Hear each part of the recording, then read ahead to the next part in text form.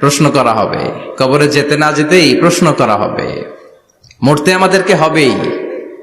আকসিরু যিকরা হাযিমিল লাযযাত, পৃথিবীর সব স্বাদকে পানসা করে দেয় ওই বিষয়টাকে বেশি বেশি স্মরণ করো। বিশ্বনবী বলেছেন সব স্বাদকে পানসা করে দেয় কি? মরণ। ঠিক কি না? The most certain thing in our life is death, and the most uncertain thing in our life is the time of death. আমাদের জীবনের সবচাইতে সুনিশ্চিত বিষয় হচ্ছে মরণ, মরতে হবেই। কিন্তু সবচেয়ে অনিশ্চিত বিষয় হচ্ছে দ্য টাইম অফ ডেথ, কখন মরবো, কোথায় মরবো এটা জানি না, তাই না? আমরা যে মরবো এটা সবাই জানেন না? কথা বলেন। সবাই জানে, কিন্তু কখন মরবো জানেন? কিভাবে মরবো জানেন? কখন যে মৃত্যুর সময়টা চলে আসবে আমরা কেউ জানি না। এবং একটা মানুষের জীবনের সবচাইতে ভয়ঙ্কর অভিজ্ঞতা হচ্ছে এই মৃত্যু। আর এই এক্সপেরিয়েন্স, এই অভিজ্ঞতার কথা কাউকে শেয়ার করে যাওয়া যায় না। কেমন লেগেছিল তার বলে যাওয়ার আগেই তাকে উড়াল দিতে হয়, ঠিক কি না?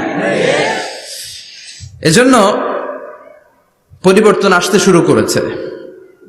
বাজার শ্রমিক ফেডারেশনের ভাইয়ের আজকের এই চমৎকার প্রোগ্রামের অ্যারেঞ্জ করেছে, আমি আন্তরিক শুভেচ্ছা এবং মোবারকবাদ তাদেরকে জানাই। কোম্পানিগঞ্জ হাই স্কুল প্রাঙ্গণ, আলহামদুলিল্লাহ। আজকে সভাপতি জনাব হাজী মোহাম্মদ কামাল উদ্দিন সাহেব, চেয়ারম্যান 15 নং নবীপুর। সহসভাপতি হচ্ছে জনাব হাজী মোহাম্মদ জয়দুল হোসেন ভুইয়া সাহেব, আপনি? মাশাআল্লাহ। তারপর প্রধান অতিথি হচ্ছে জনাব আলহাজ মোহাম্মদ ইউসুফ আব্দুল্লাহ হারুন সাহেব, আল্লাহ কবুল করুক। যারা আসছে, যারা আসবে, আল্লাহ সবাইকে কবুল করুক। মাইকের আওয়াজ যে বোনেরা শুনছে, আল্লাহ তাদেরকেও কবুল করুক।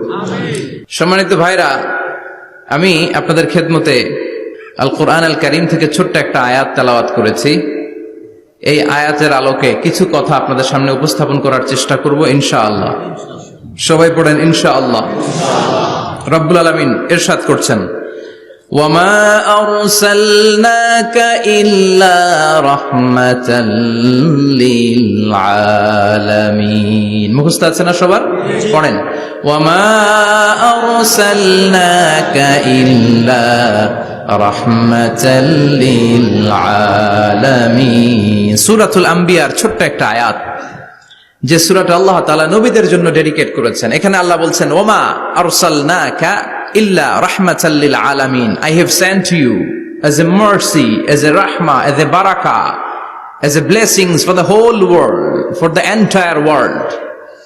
ও নবী, আপনি গোটা বিশ্বের জন্য রহমত, শুধু মানব গোষ্ঠীর জন্য না, শুধু দানব গোষ্ঠীর জন্য না, জিনদের জন্য না, প্রাণীকুলদের জন্য না, শুধু ফেরেশতাদের জন্য না, গোটা বিশ্বের জন্য বিশ্বনবীকে রহমত বানিয়ে পাঠিয়েছে কে?